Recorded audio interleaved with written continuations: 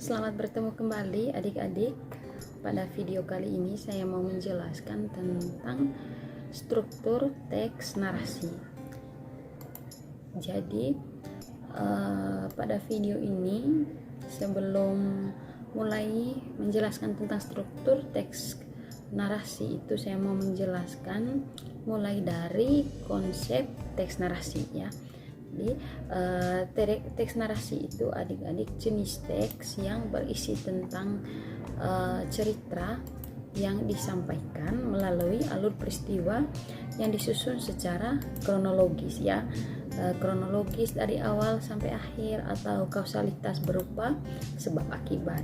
Nah, teks ini merupakan salah satu jenis teks yang memiliki banyak turunan ya, turunan teks narasi yang meliputi ada teks narasi fantasi, kemudian teks fabel, kemudian teks cerita sejarah, kemudian anekdot, berita dalam bentuk narasi dan sebagainya. Ada banyak sekali turunannya. Tapi pada intinya bahwa teks narasi itu adalah teks yang menceritakan sesuatu dengan secara runtut ya, secara kronologi dari awal sampai akhir. Kemudian unsur-unsur di dalam teks narasi itu ada beberapa ya, ada tema, kemudian ada latar, kemudian ada penokohan dan juga alur. Itu dia ada 4 unsur utamanya. Kemudian ada 3 ciri teks narasi ya, tiga ciri penting teks narasi. Yang pertama itu menonjolkan unsur perbuatan atau tindakannya dan dirangkai dalam urutan waktu tertentu. Lalu berusaha menjawab pertanyaan apa yang sedang terjadi. Jadi isi dari teks narasi itu bisa menjawab pertanyaan apa yang sedang terjadi gitu. Lalu terdapat konflik di dalamnya, itu terdapat konflik karena narasi dibangun oleh satu alur cerita dan alur tersebut tidak akan membosankan jika ada konflik di dalamnya. Kemudian adik-adik kita langsung pada poinnya ya. Itu hanya pengantar tadi tentang konsep teks narasi, unsur dan juga ciri utamanya. Lalu poin penting yang ingin saya jelaskan di sini adalah struktur teks narasi. Jadi struktur teks narasi itu ada 6. Ya, yang pertama itu orientasi ya. Yang kedua itu pengungkapan peristiwa, yang ketiga rising action atau menuju konflik, yang keempat puncak konflik atau turning point, yang kelima penyelesaian, evaluasi dan resolusi, dan yang terakhir itu koda ya. Oke, kita mulai dari struktur yang pertama yaitu orientasi. Jadi orientasi ini adalah pengenalan situasi cerita. Di pada bagian ini seorang penulis harus mulai memperkenalkan tokoh, kemudian hubungan antar tokoh ya, hingga menata adegan yang akan membawa mereka pada alur peristiwa. Jadi sini adalah pengenalan situasinya, siapa yang ada di dalam cerita tersebut dan karakternya masing-masing. Lalu berikutnya struktur yang kedua yaitu pengungkapan peristiwa. Jadi bagian struktur narasi ini menyajikan peristiwa awal yang menimbulkan berbagai masalah, pertentangan atau kesukaran-kesukaran bagi para tokohnya. Jadi setelah bagian orientasi tadi kita mengenalkan siapa saja yang menjadi tokoh dalam cerita tersebut. Berikutnya adalah pengungkapan peristiwa. Jadi di sini penulis itu mulai memperkenalkan masalah yang sedang terjadi ya. Jadi di sini itu berbagai masalah yang dihadapi oleh tokohnya, kemudian pertentangan atau kesulitan-kesulitan yang dialami oleh tokohnya di dalam cerita begitu. Kemudian struktur berikutnya itu adalah menuju konflik atau rising action. Jadi di sini terjadi peningkatan keterpurukan. Jadi kalau tadi itu pengenalan masalahnya ya, masalah yang dihadapi oleh si tokoh A misalkan begitu. Nah, kalau di menuju konflik ini adik-adik terjadi peningkatan keterpurukan. Jadi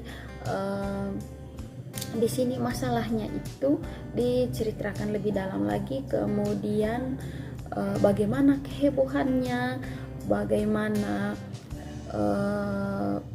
terpuruknya si salah satu tokoh di dalamnya gitu, atau perhatian, kegembiraan, hingga kemunculan berbagai situasi yang menyebabkan bertambahnya kesukaran tokoh menuju puncak konflik gitu ya. Kemudian struktur keempat ini adalah puncak konflik atau turning point. Jadi di sini puncak konflik atau disebut juga dengan klimaks ini adik-adik adalah bagian dari teks narasi yang paling menghebohkan atau mendebarkan, di mana kisah sedang kisah atau cerita yang diceritakan itu sedang berada pada puncak konfliknya ya. Puncak konflik maksudnya di sini adalah puncak konflik yang dihadapi oleh para tokoh itu. Kemudian berikutnya itu penyelesaian atau evaluasi atau disebut juga dengan resolusi. Jadi bagian ini mengulas seluruh penjelasan atau penilaian mengenai sikap atau nasib yang menimpa tokoh-tokohnya setelah mengalami puncak konflik pada bagian klimaks tadi. Jadi di sini setelah kita menceritakan bagaimana masalah atau hancurnya si tokoh A ya dalam masalah yang dia hadapi begitu. Lalu pada akhirnya apa yang terjadi dengan dia setelah dia mengalami masalah itu, bagaimana? Misalnya di puncak konflik tadi, masalah yang dia hadapi itu dia resign atau undur diri dari pekerjaannya, misalkan seperti itu. Nah setelah itu apa yang terjadi dengan dia? Atau misalkan tentang temanya percintaan di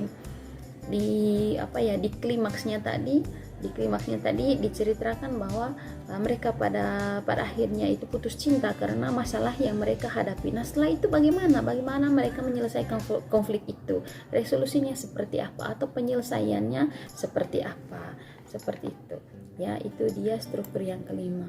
Lalu yang terakhir ini adalah koda.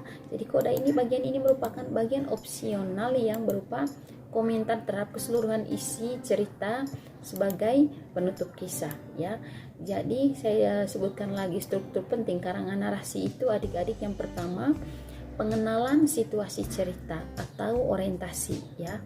Yang kedua, pengungkapan peristiwa. Jadi pada bagian pengungkapan peristiwa ini diceritakan dari awal bagaimana awal-awal masalah dalam cerita itu diceritakan. Kemudian menuju konflik atau rising action, itu yang ketiga ya. Peningkatan keterpurukan, jadi masalah yang diungkapkan di pengungkapan peristiwa itu keberlanjutannya seperti apa ya. Apakah lebih parah? Lalu puncak konflik atau klimaks itu masalahnya seperti apa gitu. Kehebohannya kayak gimana? Kehancuran dari tokoh yang mengalami masalah di situ seperti apa? Lalu yang kelima itu penyelesaian atau resolusi. Jadi penyelesaian dari masalah yang terjadi pada bagian klimaks itu seperti apa? Dan yang terakhir adalah koda. Oke adik-adik, itu dia 6 struktur karangan narasi 6 struktur teks narasi yang wajib kalian tahu ya. Semoga kalian bisa menyusun teks narasi dengan baik dengan mengingat 6 hal-hal penting tersebut. Oke, terima kasih dan sampai jumpa pada video-video selanjutnya.